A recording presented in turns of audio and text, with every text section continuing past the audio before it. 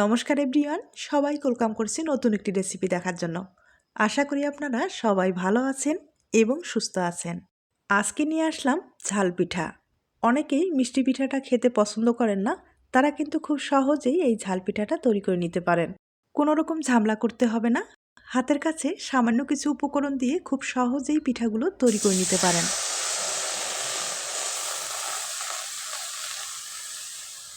প্রথমে আমি একটা ডো তৈরি করে নেব। কড়াইয়ে পরিমাণ মতো জল ব্যবহার করলাম, স্বাদ মতো লবণ দিয়ে দিলাম। এবার 2 টেবিল চামচ তেল ব্যবহার করতে হবে।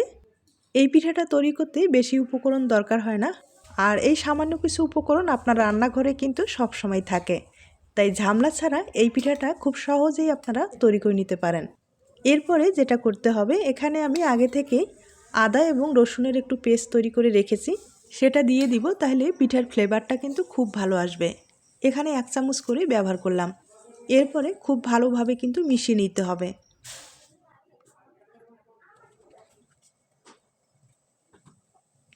এখন আমি সামান্য পরিমাণে হলুদ ব্যবহার করব, তাহলে কালারটা ভালো আসবে।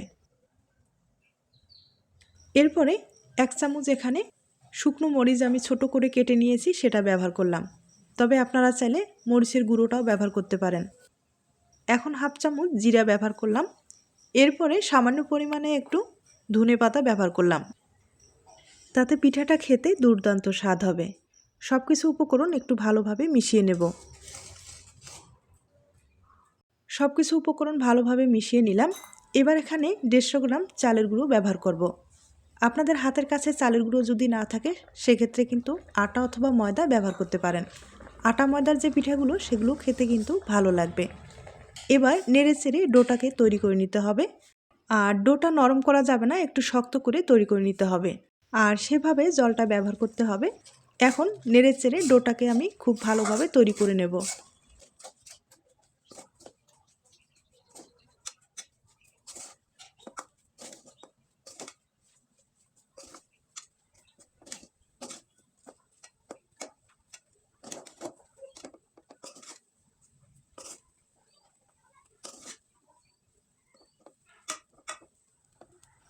ডোটা তৈরি করার পরে এবার একটা প্লেটে আমি ঢেলে নিব। আর গরম অবস্থায় খুব ভালোভাবে ডোটাকে একটু মথে নিতে হবে। তবে অনেকটাই যেহেতু গরম আছে, হাতে ঠান্ডা জল লাগিয়ে ডোটাকে আমি খুব ভালোভাবে মথে নিব। আর যত ভালোভাবে মথে নিতে পারেন, ততটাই কিন্তু সফট একটা ডো তৈরি হয়ে যাবে। পিঠাগুলো তৈরি করতেও সুবিধা হবে এবং তেলে দেওয়ার সাথেই ফুলে উঠবে। অনেকেই আছেন মিষ্টি পিঠাটা কিন্তু একবারই পছন্দ করেন না, তবে ঝাল পিঠাটা আপনার অনেক প্রিয়। তাই দেরি না করে সামান্য কিছু উপকরণ দিয়ে খুব সহজেই কিন্তু এই পিঠাটা আপনারা তৈরি করে নিতে পারেন। আর আবারও বলছি, হাতের কাছে চালের গুঁড়ো যদি না থাকে, সেক্ষেত্রে কোনো সমস্যা নেই। আটা ময়দা কিন্তু সব সময় থাকে, তাই আটা ময়দা দিয়ে খুব সহজেই আপনারা পিঠাটা তৈরি করে নিতে পারেন। ডোটা ভালোভাবে তৈরি করে নিলাম। এবার পিঠাগুলো তৈরি করে আপনাদের দেখিয়ে দিচ্ছি। কিছুটা ডো আমি একটু আলাদা করে নিলাম। এখন ভালোভাবে বেলে নিতে হবে, আর বেলার সুবিধার্থে এখানে একটু চালের গুঁড়ো ব্যবহার করলাম। এবার পাতলা করে বেলে নিতে হবে, যতটুকু সম্ভব পাতলা করে বেলে নিতে হবে।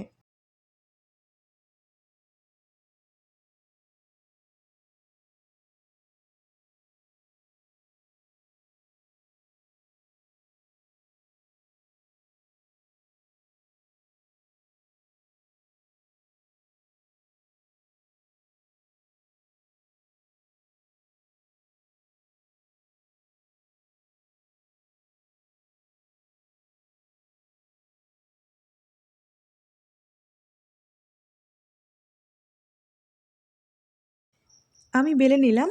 এবার কেটে নিতে হবে। আমি একটা পিৎজা কাটার দিয়ে কেটে নিব। যে পাশে ডিজাইন আছে সে পাশ দিয়ে কিন্তু কেটে নিব, তাহলে পিঠাটা দেখতে ভালো লাগবে। আর আপনারা চাইলে এই পিঠাটা গোল করে তৈরি করে নিতে পারেন বা লম্বা করে তৈরি করে নিতে পারেন, মানে আপনার পছন্দ মতো কেটে নিতে পারেন, কোনো সমস্যা নেই।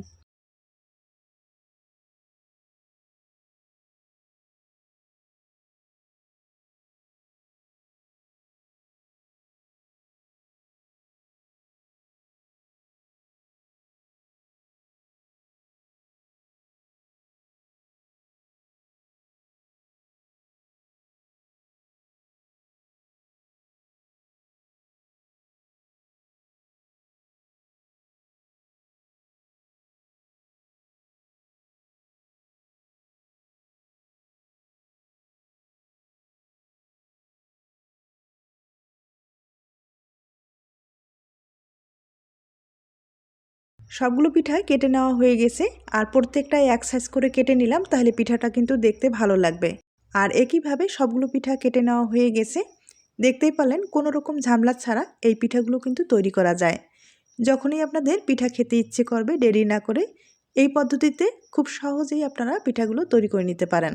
তবে হ্যাঁ, এই পিঠাগুলো কিন্তু এখন পুরো বছর সংরক্ষণ করা যাবে। তবে কিভাবে সংরক্ষণ করা যাবে একটু পরে আপনাদের বলে দিচ্ছি। আর পিঠাগুলো আপনারা যদি একটু ডিজাইন তৈরি করতে চান, সেক্ষেত্রে যেটা করতে পারেন, একটা পাতলা টিন দিয়ে সাইডের যে অংশগুলো আছে সামান্য পরিমাণে কেটে নিলেই খুব সুন্দর কিন্তু একটা ডিজাইন তৈরি হয়ে যাবে। আর এভাবে তৈরি করলে পিঠাটা দেখতে কিন্তু ভীষণ ভালো লাগবে। আপনাদের যদি ডিজাইনের কাটার থাকে তাহলে ডিজাইনের কাটার দিয়ে কিন্তু কেটে নিতে পারেন। আর যদি আপনাদের পাতলা টিন থাকে, এভাবে কিন্তু খুব সহজেই পিঠাটা কেটে নিতে পারেন।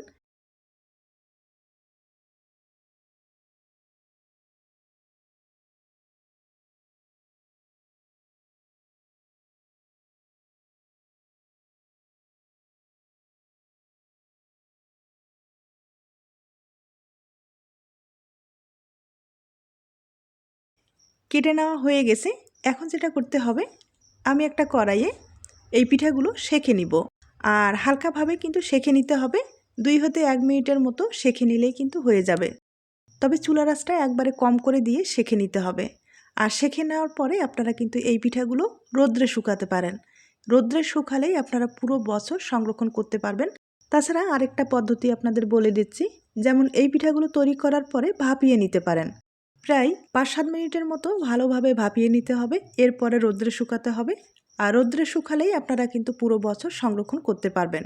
আর যখন খেতে ইচ্ছে করবে তখন শুধু তেলে ভেজে খেলেই হয়ে যাবে। এভাবে আপনারা দীর্ঘদিন পর্যন্ত সংরক্ষণ করতে পারবেন।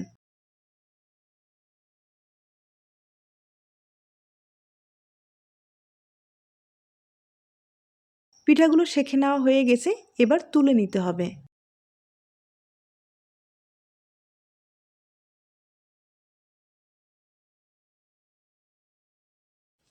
এখন আপনাদের কিছুটা পিঠা তেলে ভেজে দেখিয়ে দিচ্ছি।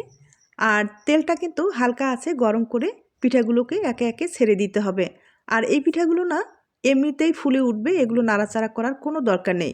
শুধু একটা করে দেবেন, এভাবে কিন্তু এমনিতেই ফুলে উঠবে। দেখতে ভীষণ ভালো হয়, খেতেও কিন্তু দুর্দান্ত স্বাদ হয়। আর পিঠাগুলো ভাজতে কিন্তু বেশি সময় লাগে না। এভাবে তেলে দেওয়ার পরে কিছুক্ষণের মধ্যেই একটা কালার আসবে, কালার আসলেই আপনারা তুলে নিতে পারেন।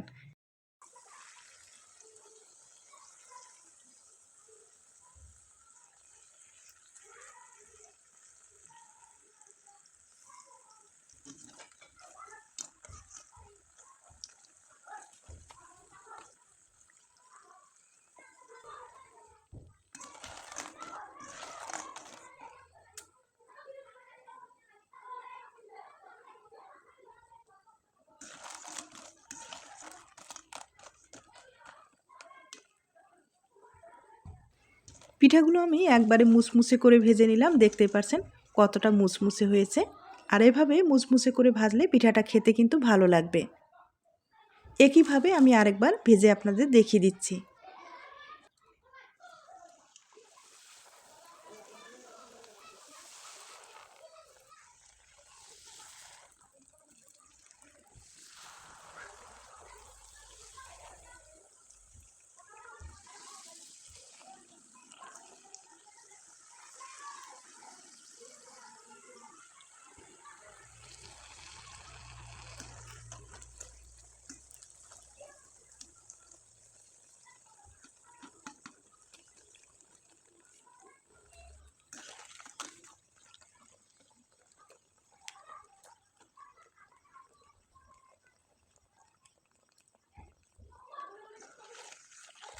পিঠাগুলো একবারে মুচমুচে করে ভেজে নিলাম। এবার তুলে আপনাদের পরিবেশন করে দেখিয়ে দিচ্ছি। তার আগে ছোট্ট একটা রিকোয়েস্ট থাকবে, পিঠার এই রেসিপিটি আপনাদের কাছে যদি ভালো লেগে থাকে বা আপনার কোনো উপকারে আসতে পারে, তাহলে কিন্তু একটা লাইক দিতে পারেন। এবার আমি 2টা পিঠা আপনাদের ভেঙে দেখিয়ে দিচ্ছি। আর শব্দ শুনে হয়তোবা বুঝতে পেরেছেন কতটা মুচমুচে হয়েছে। আর এরকম ধরনের মুচমুচে পিঠা খেতে কিন্তু দুর্দান্ত লাগবে। তাই দেরি না করে ঝামেলা ছাড়া এই পিঠাটা কিন্তু তৈরি করে নিতে পারেন। তাহলে আজ এই পর্যন্ত, নতুন কোনো রেসিপির সাথে আবার দেখা হবে। সবাই ভালো থাকবেন, সুস্থ থাকবেন এবং নিরাপদে থাকবেন।